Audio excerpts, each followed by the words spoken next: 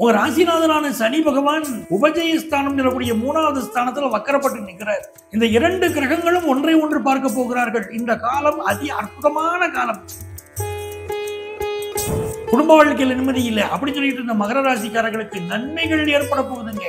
நல்ல காலம் பிறக்க போகுதுங்க. தர்மஸ்தானத்துல செவ்வாய் இருக்க இந்த காலகட்டத்துல தினந்தோறும் முருகப்பெருமான வழிபடுங்க. முருகன் கோயிலுக்கு போய்கிட்டு அன்னதானம் செய்யுங்க. முருகன் கோயிலுக்கு வரக்கூடிய அடியார்களுக்கு அன்னதானம் செய்யுங்க. உங்க வாழ்க்கை உயரும். அம்மா வழியில சொத்து அப்பா வழியில சொத்து வருவதில் பிரச்சனைகள் நீங்கும். எல்லா விஷயத்திலும் வெற்றிங்க. அதுவும் சனி 3ஆம் இடத்துல உபஜயஸ்தானத்துல உட்கார்ந்துருக்காரு, வக்கரப்பட்டு உட்கார்ந்துருக்காரு. வேலையில என்ன கஷ்டம் இருந்தாலும் தைரியமா இப்ப செயல்படுவீங்க. எப்படிப்பட்ட வேலையும் முடிப்பீங்க. இப்ப நல்ல சொத்து சேருது, நல்ல குழந்தை பாக்கியம் உண்டாகுது, ஹையர் எஜுகேஷன் படிக்கிற வாய்ப்புகள் கிடைக்குது.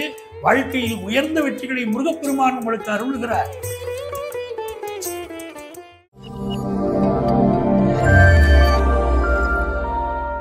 கணேச சரணம் சரணம் கணேசா. உலகெங்கும் வாழும் மகர ராசி நேயர்களே, என் நெஞ்சம் நிறைந்த அன்பர்களே, உங்கள் அத்துணை பேருக்கும் உங்கள் ஆத்மார்த்த ஜோதிடர் நங்கநல்லூர் டாக்டர் பஞ்சநாதனின் அன்பு வணக்கங்கள், வாழ்த்துக்கள். எனதருமை மகர ராசி நேயர்களே, உங்க ராசியில உச்சமடையக்கூடிய கிரகம் என்ன? செவ்வாய் பகவான். இந்த செவ்வாய் பகவான் ஜூலை மாதம் 27ஆம் தேதி உங்களுடைய பாக்கிய ஸ்தானமான கன்னி ராசியில போய் உட்கார போறார்.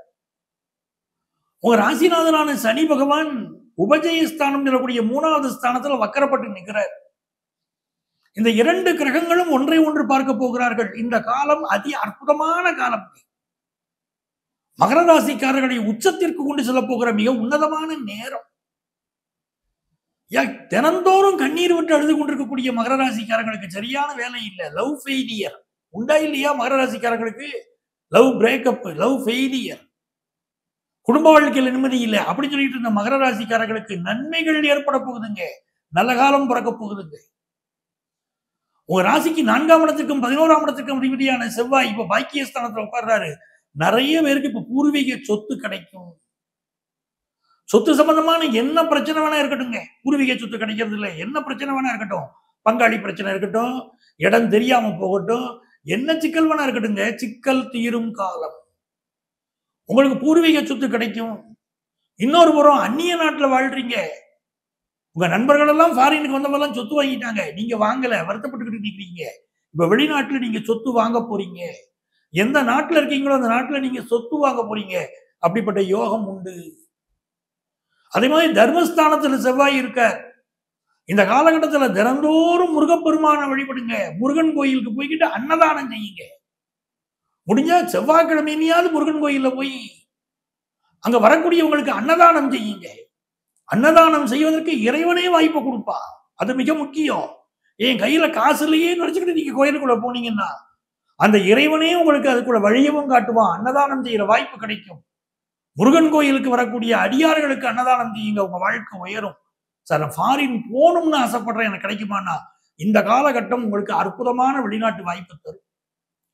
இன்னும் சொல்ல போனா படிக்கக்கூடிய மாணவர்களுக்கு சூப்பர் பீரியட் இது. ரிசர்ச் ஓரியன்ட் எஜுகேஷன் படிப்பதற்கு, ஹையர் எஜுகேஷன் படிப்பதற்கு ரொம்ப நல்ல நேரம். ஒரு தீசிஸ் பண்ணிக்கிட்டு இருப்பீங்க, அதை சப்மிட் பண்ண முடியாதபடி தடைகள் இருக்கும்.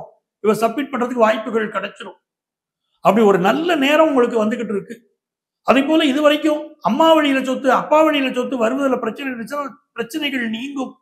சொத்துக்கள் கிடைக்கும். நிறைய பேர் இப்ப வாகனம் வாங்குவீங்க, நல்ல வாகனம் வாங்குவீங்க. ஒரு 4 வீலர் வாங்குற யோகம், 2 வீலர் வாங்குற யோகம் சர்வசாதாரணமா அமையும். 4 வீலர் வாங்குற யோகம் கைகூடி வரும்.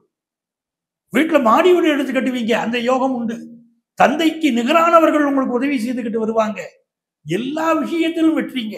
அதுவும் சனி 3ஆம் இடத்துல உபஜயஸ்தானத்துல உட்கார்ந்துருக்காரு, வக்கரப்பட்டு உட்கார்ந்துருக்காரு. வேலையில என்ன கஷ்டம் இருந்தாலும் தைரியமா இப்ப செயல்படுவீங்க. எப்படிப்பட்ட வேலையும் முடிப்பீங்க. உங்க டீம் லீடர் நினைச்சிருப்பாரு, இது முடிக்க முடியாத காரியம் என்று சொல்லி இந்த வேலையை செய்யலைன்னு சொல்லி வேலையை விட்டு அனுப்பிச்சுவோம்னு திட்டம் போட்டிருப்பாரு. நீங்க என்ன பண்ணுவீங்க? அவர் கொடுத்த வேலையும் செய்து முடிச்சுக்கிட்டு இன்னும் வேலை இருக்கான்னு கேட்பீங்க. சூப்பரா வேலை செய்வீங்க. உங்க நிர்வாகம் அசந்து போற அளவுக்கு இப்ப உங்களுக்கு பேர் கிடைக்கும். சூப்பர் ஒர்க்கர் அப்படின்னு பேர் கிடைக்குங்க. ஒர்க்கஹாலிக்கா இருப்பீங்க. அவ்வளவு நல்ல பேர் கிடைக்கும். அதே போல 9ஆம் இடத்துல இருக்கக்கூடிய செவ்வாய் பெண்களுக்கு மிகப்பெரிய உதவி செய்ய போகிறது. அந்த முருகப்பெருமானுடைய அருளினாலே உங்களுக்கு நல்ல குழந்தை பாக்கியம் கிடைக்க போகுது. குழந்தை பாக்கியத்துக்காக ஏங்கிட்டு இருந்தீங்க பாருங்க, இப்ப நல்ல குழந்தை பாக்கியம் உண்டாகும். சிலர் திருமண தடை அப்படின்னு சொல்றீங்க. அதுவும் முதல் திருமணமானவர்கள் பலருக்கு அந்த கல்யாணத்தில் பிரச்சனையாகி விவாகரத்தாகி நிக்கிறீங்க வச்சுக்கோங்க. அவங்களுக்கு இரண்டாவது திருமணம் இப்ப கைகூடி வரும்.